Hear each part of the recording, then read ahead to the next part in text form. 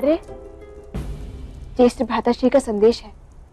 उन्होंने भ्राता श्री कृष्ण तथा यादवों की सेना को युद्ध में पक्षकार होने की अनुमति दे दी है।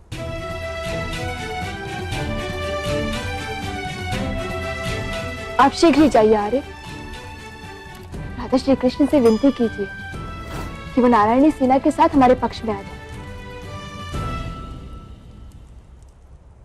माधव ने सदैव ही सत्य और धर्म का पक्ष लिया।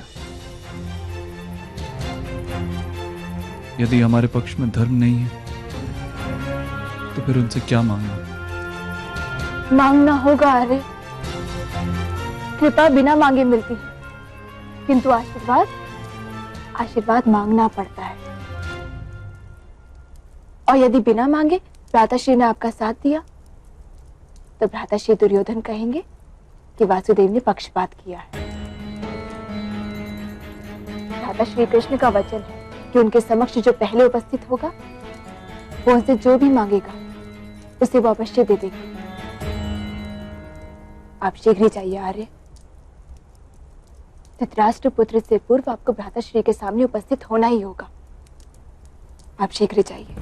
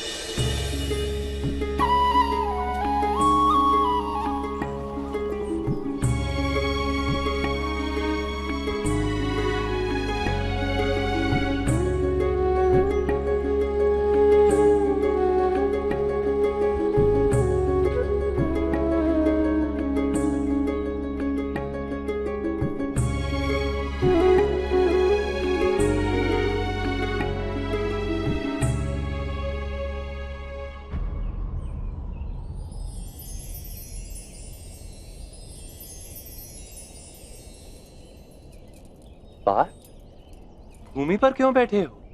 याचक का स्थान तो भूमि पर ही होता है माधव। तुम याचक नहीं पार्थ, मेरे मित्र हो।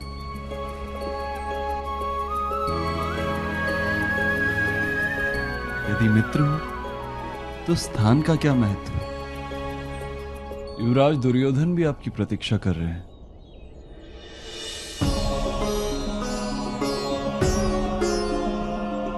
पधारिए भ्राता दुर्योधन। आप सर पर बैठे थे ना, इसलिए दिखाई नहीं दिए। क्षमा कीजिएगा। वासुदेव, मैं आपके सर पे नहीं बैठा हूं, सर के पास बैठा हूं। उत्तम। जलपान कीजिएगा।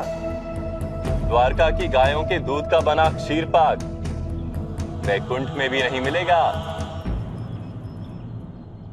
आभार वासुदेव, मैं यहां जलपान करने नहीं आया हूं। महत्व के विषय में मंत्रणा करने आया हूं। मंत्रणा भी अवश्य करेंगे भ्राता दुर्योधन। पहले पार्थ की याचना तो सुन लूं। कहो पार्थ। किंतु वासुदेव, आपने तो गुरुदेव बलराम को वचन दिया था कि जो सबसे पहले आपके पास आएगा आप उसके पक्ष में जुड़ेंगे। असंभव। दाऊ मेरे कथन का ये अर्थ निकाल ही नहीं सकते। मैंने ये कहा था कि जो मेरे समक्ष सबसे पहले आएगा उसका मांगा हुआ मैं अवश्य दूंगा। प्रथम तुम कहो पार्थ।